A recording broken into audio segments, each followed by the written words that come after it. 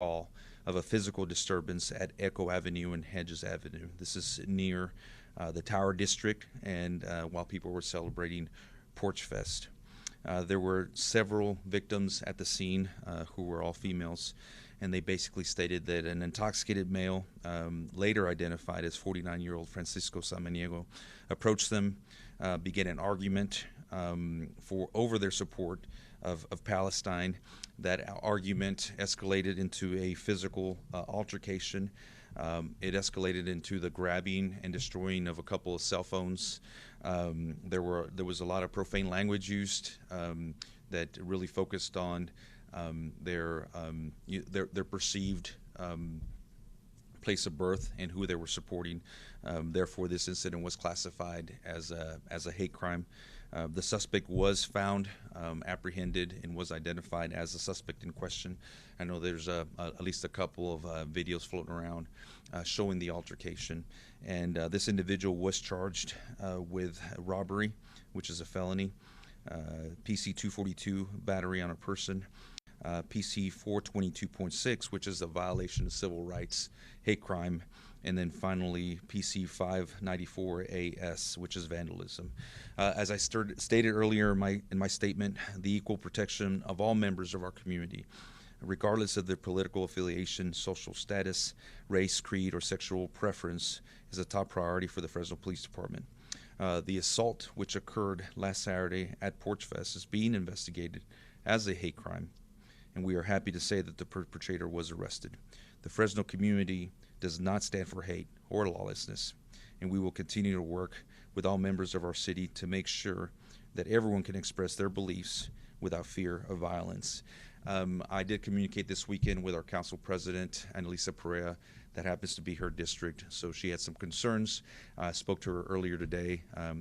She was sad that she couldn't be here at the press conference because obviously she represents the community in the tower, and we hope that that folks in this community feel supported, because any time that there is a hate crime reported to this police department, we're going to investigate it fully, and we're going to present charges to either the district attorney or our federal partners, the U.S. attorney, when appropriate. So just to give you some basic stats, last year in 2023, we had a total of 20 hate crimes and 20 hate crimes and 7 hate incidents, with a total of 36 victims. Keep in mind, a reported hate crime is one as I described today, where it is a crime, criminal activity, whether it's an assault or vandalism or something else, and the motivation is a hate crime. Racism, hate for somebody else from another country, their color of their skin, whatever the case may be. A hate incident is basically an incident that is motivated by hate, but is not against the law. Basically being ugly and nasty and saying terrible things is not against the law unless we can associate them with actual physical threats. And so that's the difference between the two.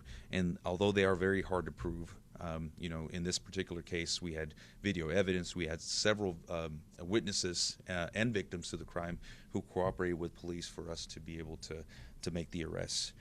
So far this year, we've had a total of 9 hate crimes and 2 hate incidents, with a total of 17 hate crime victims. Now, I am a chief that highly depends on stats and numbers. So clearly you can see that although these numbers are not astronomical, they don't compare to larcenies or other types of crimes. It is a concern to myself as well as several other chiefs across the country that we are seeing an increase in these. And all you have to do is watch the evening news and figure out why. This is an election year. For whatever reason, on topics of political affiliation, religion, several ideologies, people just can't help but disagree. And that's okay. We live in a free country where you have the right to express your feelings, your thoughts, your philosophies, whatever that may be. But also when crime is associated with these beliefs and people are being discriminated against, attacked, verbally abused, or threaten because of those ideologies, that's when it becomes a hate crime. And we have seen a little bit of an increase, probably associated with some of the political things going on across the country. But that's not me for a police chief to sit back and analyze too much. All I can tell you is that we're certainly focused on protecting the rights of every person in our community, and we're going to do that to the best of our ability. So, any questions? Chief, I've seen the video, and I mean, it's pretty good brouhaha. But a hate crime is only a misdemeanor. When does it become elevated to felony? When it's associated with felonious activity. So, for example, if this was an aggravated assault which caused serious injury, well, then that hate crime is associated with that felony crime. So it just really depends on several factors, and ultimately it may be upgraded to a felony. That depends on what we uncover in the investigation, what further evidence we're able to get, and when we present that to either the district attorney or the U.S. attorney, they'll determine what level that crime is going to be charged at. But no, it definitely can become a felony, but it's typically what other crimes it's associated with. Any other questions? How are the women doing? Obviously, shooken up. You don't expect something like that to happen while you're celebrating Porchfest and trying to be involved in a community event. They did not require hospitalization. They were checked out at the scene, and so they were assaulted, but they were not seriously assaulted. And if there's anything good, from this situation, it's that they weren't seriously hurt. And obviously, you mentioned the suspect was under the influence of alcohol. So, do we think alcohol really fueled this whole and maybe escalated this? Well, I certainly don't want to use that as an excuse. We can't say that because this person was heavily intoxicated. You're correct that's why this occurred. We don't know what that person's true motivations were, but I can tell you from my experience, I don't see very many people make great decisions while they're under the influence of alcohol, and that certainly played a role in escalating this incident. And people shouldn't be afraid of calling you guys, right, and reporting a hate crime? No, not at all. As a matter of fact, there will be a community meeting tonight in that particular district.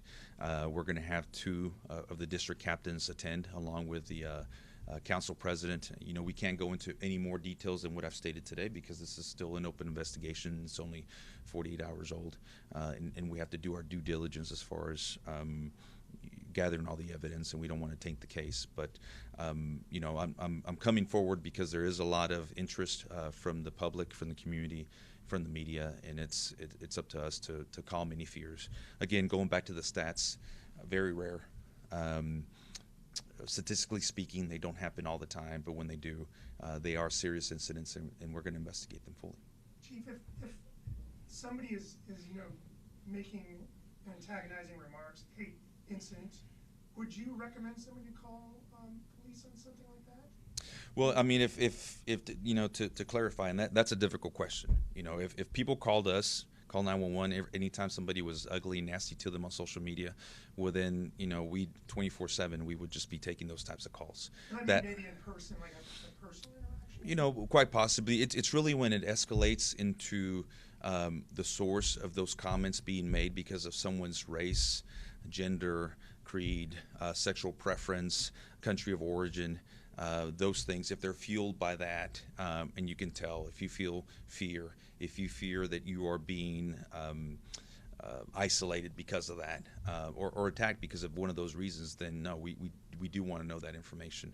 A lot of these things start on social media. This one didn't. This was a person to person, but a lot of this stuff you see on social media, and it gets quite nasty and ugly, and there's no excuse for it. But when it comes to just people just being ugly to each other, that's sadly that is not against the law. People have the right to express themselves. It becomes a crime when people threaten somebody's safety. They make threats, or they actually physically attack somebody. Clearly that's against the law. And then much more so when it's done because of a hate crime, or because they're discriminating against that person for one of the reasons that I stated earlier. I didn't look up this person's criminal history. We can get you that information. The town hall tonight is when? You know, I had the information, and I can tell you it's tonight. I believe it's from 5:30. It's on North Van Ness, and it's for that particular district that our council president is over. So I'm sure you can get more information from her office, and we will have a couple of our district captains from Northwest and Northeast present. The decision to specifically make it a hate crime, is that done on the scene? In this particular case, it was pretty clear, you know, because of the comments that the suspect was making. It was very clear that this was racially motivated, that he was focused on his perceived country of origin that the victims were from. So in this case, it was pretty clear that that was the motivating factor. And really some of the derogatory, profane comments that were made is not something that should be made out in public. Our supervisors did a phenomenal job.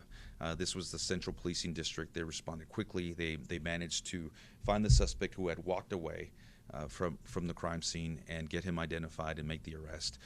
So at the scene, they filed this as, or they documented this as a hate crime. Now we're looking a little bit more into it. I concur with their findings. I think it was, but it'll be ultimately up to either the district attorney or the U.S. attorney how this case is actually filed in a court of law. And how long did it take for your officers to get this individual? You know, I don't have that information within minutes because he was close by. So it didn't take very long for us to get there. All right. Thank you guys very much. Appreciate you.